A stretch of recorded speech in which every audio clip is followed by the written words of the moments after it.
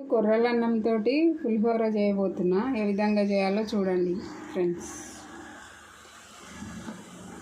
Stove వెలిగించి ఒక కడాయి పెట్టుకొని ఆయిల్ వేసుకోవాలి, కొంచెం జీలకర్ర వేసుకోవాలి, ఇక్కడ కనిపిస్తున్న దినుసులన్నీ వేసుకోవాలి. మినపప్పు, శనగపప్పు, పల్లీలు, కొంచెం జీడిపప్పు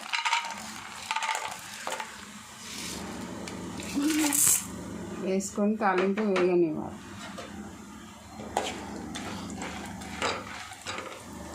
పోపు వేగిన తర్వాత ఉల్లిపాయ ముక్కలు, క్యారెట్, పచ్చిమిర్చి వేసుకోవాలి. కొన్ని టమాటా ముక్కలు వేసుకోవాలండి, బాగుంటాయి. కొంచెం కరివేపాకు, కొంచెం సాల్ట్ వేసుకోవాలి, కొంచెం అల్లం వెల్లుల్లి పేస్ట్, కొంచెం పసుపు వేసుకొని కలుపుకోవాలి. కొంచెం కూరగాయ ముక్కలు ఉడికించుకోవాలి, క్యారెట్, టమాటా.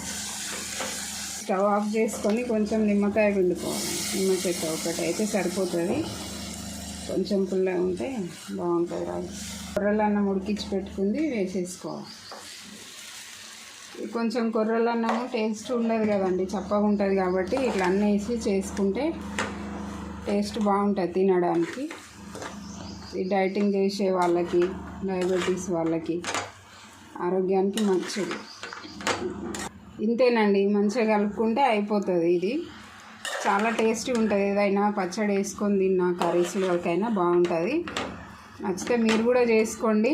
లైక్ చేయండి, షేర్ చేయండి. Thank you.